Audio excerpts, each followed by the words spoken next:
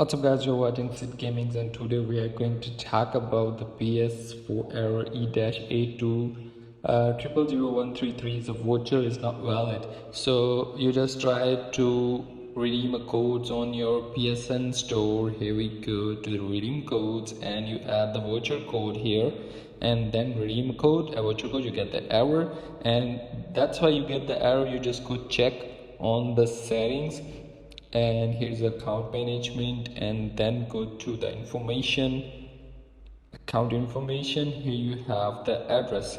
You just check your address you just check your PSN account address and region. If you have a Turkish region, you must buy a voucher, a Turkish voucher, and then redeem it. If you have a US PSN account, then you buy a US voucher card. If you have a Middle East, then you buy a Middle East voucher card. And if you have a UK, then you buy a UK voucher card. So that's how it will be work.